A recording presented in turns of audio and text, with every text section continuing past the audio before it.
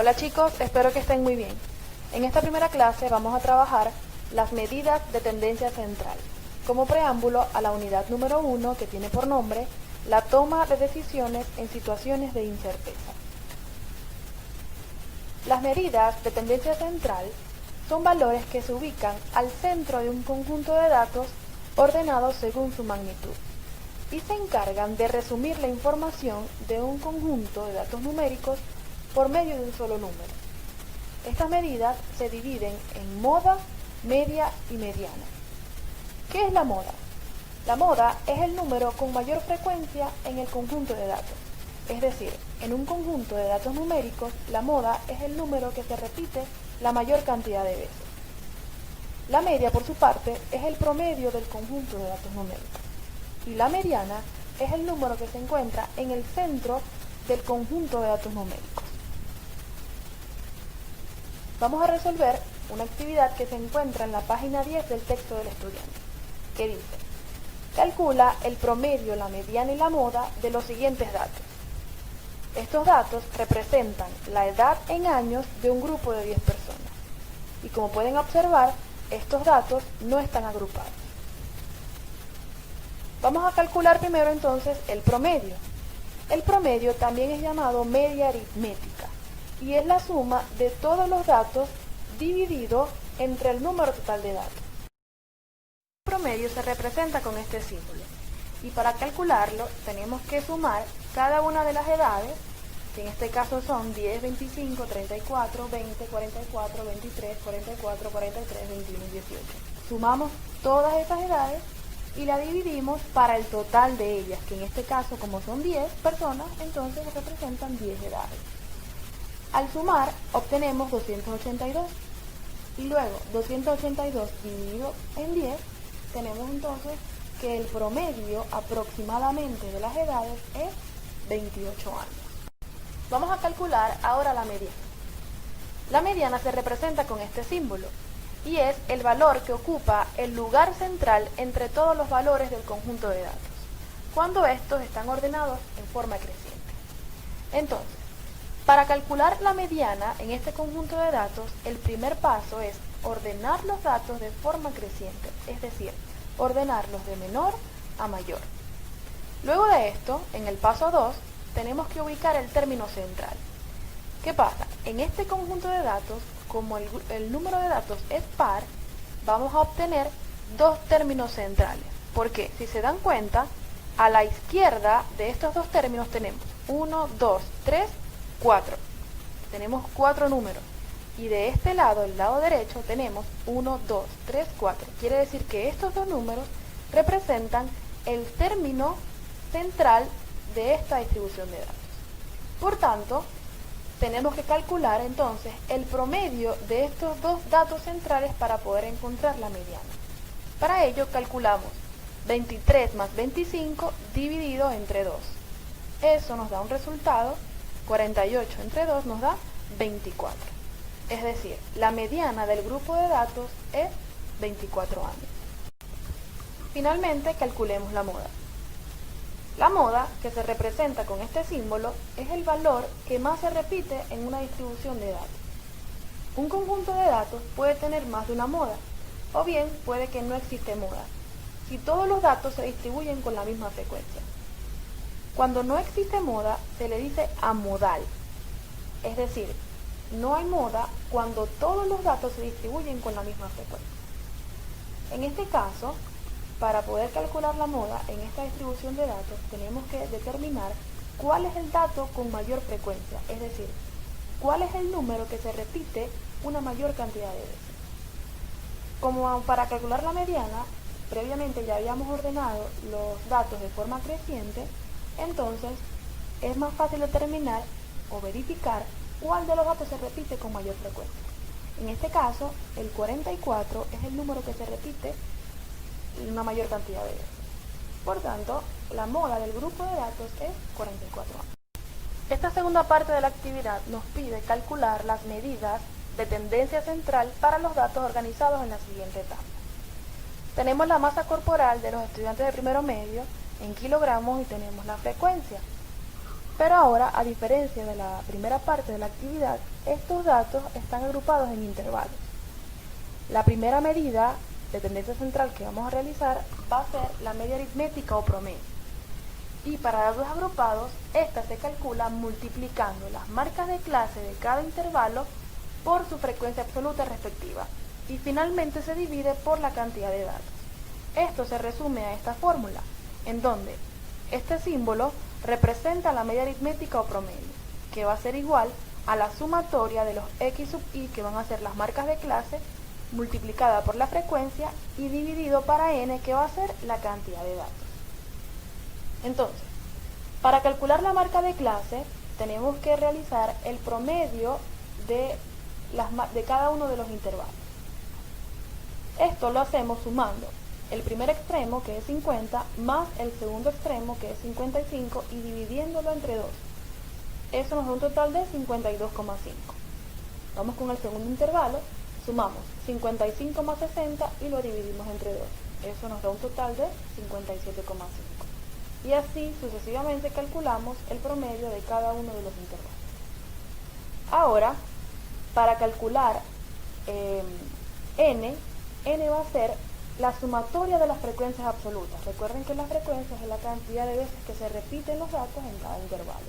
Entonces, al sumar 6 más 13 más 9 más 8 más 4, eso nos da un total de 40. Por tanto, ya sabemos que n es igual a 40. Ahora, multiplicamos la marca de clase por la frecuencia. Al multiplicar la marca de clase por la frecuencia, tenemos 52,5 por 6 va a ser igual a 315. 57,5 por 13 va a ser igual a 747,5. Y así sucesivamente tenemos entonces que la suma de todos estos datos va a ser igual a 2455, que va a representar la sumatoria de las marcas de clase multiplicada por la frecuencia. La sumatoria es la suma de todos estos números que se obtuvieron al multiplicar la marca de clase por la frecuencia. Entonces, como ya tenemos la primera parte, ya tenemos el numerador de esta fracción, que es 2455, entonces lo dividimos para n, que va a ser 40. Al dividir 2455 entre 40, eso nos da un total aproximadamente de 61,38 kilogramos. Por tanto, la media aritmética de la masa corporal de los estudiantes de primero medio es 61,38 kilogramos. La siguiente medida de tendencia central que vamos a calcular va a ser la mediana, recordando que la mediana es el valor que ocupa el lugar central en la distribución de datos. En este caso, como los datos están agrupados en intervalos, lo primero que tenemos que determinar es en cuál de estas clases o en cuál de estos intervalos se encuentra la mediana. Para ello, leemos.